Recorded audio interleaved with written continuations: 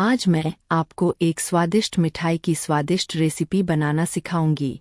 आप इस स्वादिष्ट मिठाई की रेसिपी को घर पर बनाकर देख सकते हैं। एक बार घर पर बनाने के बाद आप इसे दोबारा बनाना चाहेंगे, इसीलिए इसे मिठाई कहते हैं। तो चलिए घर पर मिठाई बनाना शुरू करते हैं। सबसे पहले मैंने एक बड़ी ट्रे ली। मैं 200 ग्राम छोले ले रही हूँ, जिसमें से पानी निकाल दिया गया है। यहाँ मैंने 1 लीटर दूध का पैकेट लिया। मैंने थोड़ा सिरका और पानी मिलाया और छोले को उस मिक्सचर में भिगो दिया। उस 1 लीटर दूध में 200 ग्राम छोले होते हैं।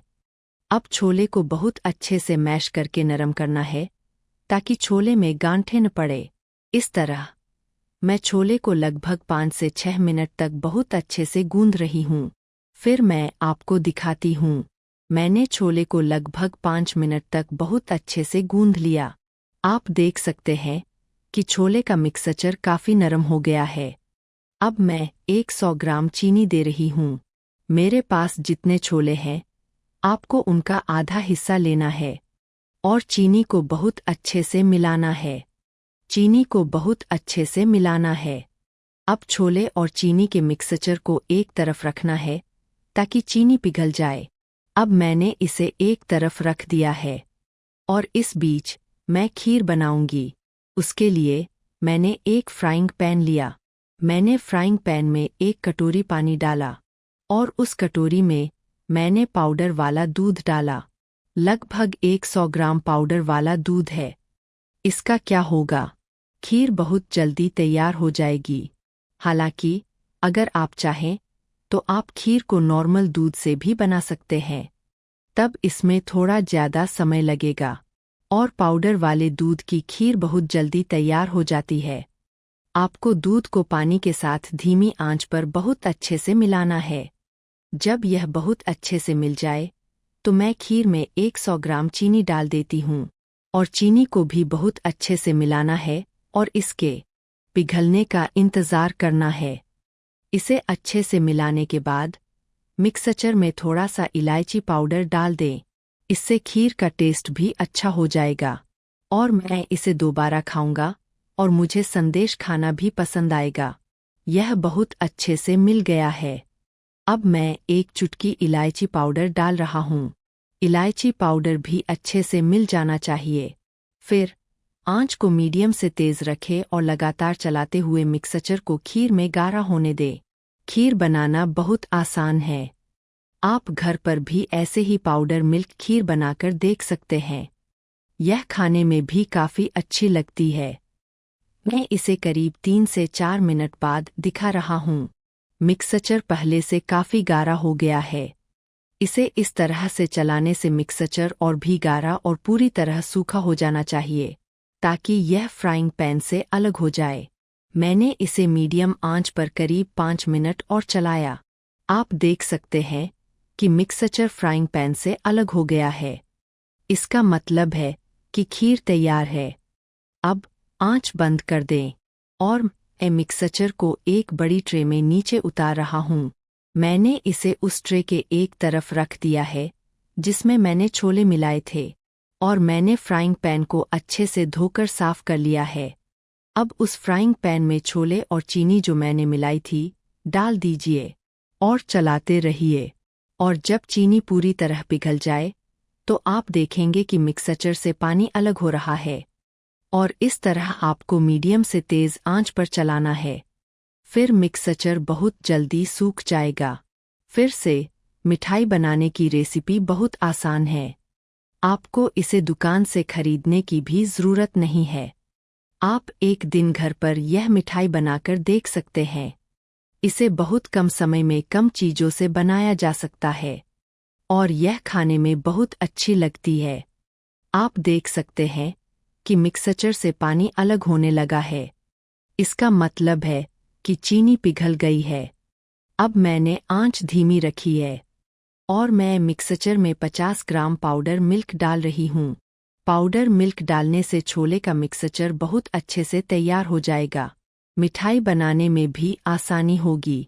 और अगर आपके पास पाउडर मिल्क नहीं है तो आप खोआ खीरी भी डाल सकते हैं। और वैसे तो खोआ खीरी हमेशा घर पर नहीं मिलती और पाउडर मिल्क बहुत आसानी से मिल जाता है, इसलिए मैंने यहाँ पाउडर मिल्क डाला है। लेकिन अगर आप चाहें तो खोआ खीरी डाल सकते हैं। यह बहुत अच्छे से मिक्स हो गया है। अब आपको मिक्सचर को थोड़ा हिलाना है और आपको पाउडर मिल्क को धीमी आंच पर अच्छे से मिलाना है, नहीं तो पाउडर मिल्क में गांठें पड़ सकती है। मैंने मिक्सचर को ऐसे ही लगभग 5 मिनट तक हिलाया। आप देख सकते हैं कि मिक्सचर बहुत सूखा हो गया है। अब आंच बंद कर दे और इसे एक ट्रे में निकाल ले। मैंने दोनों मिक्सचर को एक बड़ी ट्रे में निकाल लिया। फिर मैंने इसे ठंडा किया। मैंने इसे लगभग 30 मिनट तक पंखे के नीचे रखा और ठंडा किया।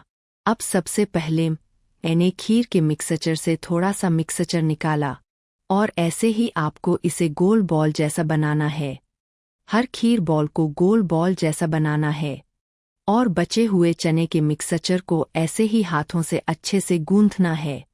अच्छे से गूंथने के बाद आप देखेंगे कि मिक्सचर अच्छे से आटे जैसा बन रहा है या लोइयां बन रहा है। तब मिठाई बहुत अच्छे से तैयार हो जाएगी। लेकिन ठंडा होने के बाद मिक्सचर पूरी तरह से गांठदार हो जाता है, तो आपको इसे ऐसे ही हाथों से अच्छे से गूंथना है और फिर आपको थोड़ा सा तेल लेना है। हाथों पर तेल लगाने के बाद मिक्सचर में से थोड़ा सा लें, इसे गोल बॉल जैसा बनाएं और फिर इसे थोड़ा सा दबाएं और बीच में खीर बॉल रख दें और आपको इसे ऐसे ही बहुत अच्छे से चिपकाना है। फिर से आपको इसे अच्छे से गोल करके बॉल तैयार करनी है, तभी यह तैयार होगी।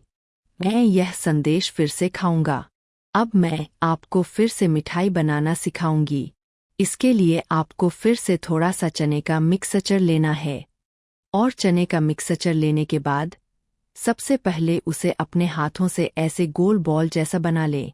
गोल बॉल को थोड़ा सा दबाए और 4 हिस्सों में बांट ले ताकि खीर बॉल डालने में आसानी हो। इस तरह आप दिन में कम से कम एक बार घर पर मिठाई की रेसिपी बनाकर देख सकते हैं। खीर बॉल को बीच में रखें और उसे चने के मिक्सचर से अच्छी तरह कोट करें ताकि खीर बॉल बीच में रहे और अच्छी तरह कोट करने के बाद उसे फिर से ऐसे बॉल जैसा बना ले, तभी मिठाई बहुत अच्छे स्वाद के साथ तैयार होगी। मैं बाकी सारी मिठाइयाँ भी इसी तरह बना रही हूँ। फिर मैं आपको सारी मिठाइयाँ एक साथ दिखाऊंगी। मैं उन सबको फिर से खाऊंगी। मिठाई तैयार है। इस बीच मैंने एक छोटी कटोरी में थोड़ा सा दूध और कुछ केसर के धागे डाल दिए थे। वहां से आपको एक केसर का धागा उठाकर मिठाई के ऊपर ऐसे रखना है। इससे मिठाई बहुत अच्छी लगेगी। वैसे आप चाहे तो दे भी सकते हैं और नहीं भी। और इस स्वादिष्ट मीठी रेसिपी को आखिर तक देखने के लिए आपका बहुत बहुत धन्यवाद।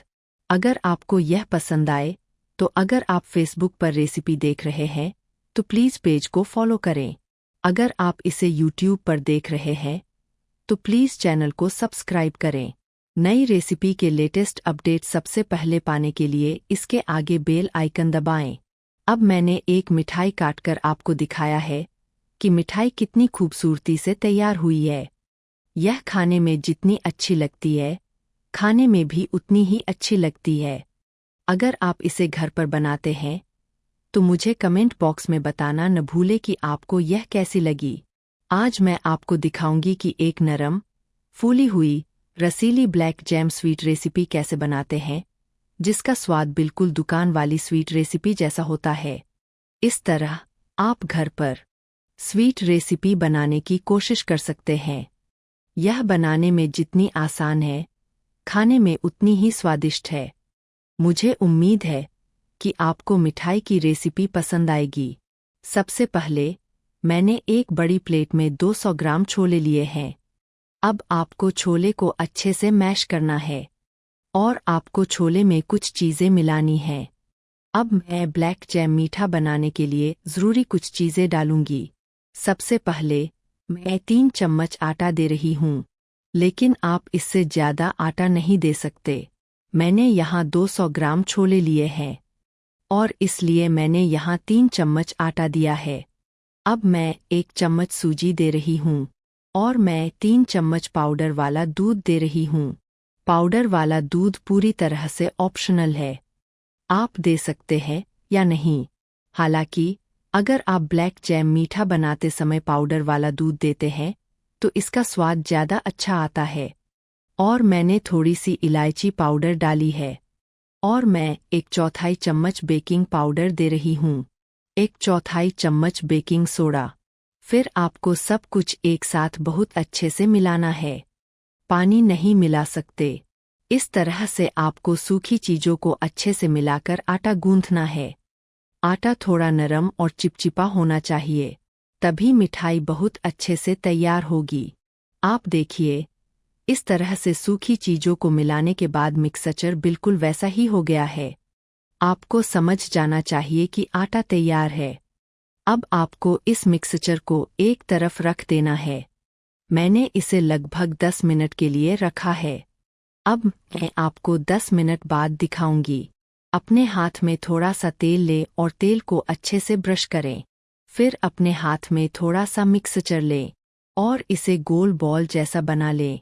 सारी मिठाइयाँ इसी तरह से तैयार करनी हैं। बॉल तैयार है। अब मैं बाकी बॉल्स भी इसी तरह से तैयार कर रही हूँ। और मिठाई तलने के लिए मैंने पैन में मात्रा के हिसाब से सफ़ेद तेल लिया है। आंच मीडियम है। मैं सारी बॉल्स को गर्म तेल में डाल रही हूँ और मिठाई को मीडियम से धीमी आंच पर करीब 10 मिनट तक फ्राई करना है। इस तरह मिठाई का आकार थोड़ा बड़ा हो जाएगा और रंग हल्का लाल हो जाएगा। जब रंग हल्का लाल होने लगे और तलने लगे तो आंच को मीडियम से तेज कर देना चाहिए और मिठाई को तब तक फ्राई करना है जब तक वह थोड़ी गहरीन हो जाए। चूंकि यह काला जैम है, इसलिए रंग को थोड़ा गहरा फ्राई करना है। इससे मिठाई देखने में अच्छी लगेगी और स्वाद भी अच्छा आएगा। अब मैं आपको करीब 3 मिनट बाद दिखा रहा हूँ। आप देख सकते हैं कि वे थोड़ी लाल होने लगी है और मिठाई का आकार भी थोड़ा बड़ा हो गया है। और अब मैं आपको 7 मिनट बाद दिखा रहा हूँ।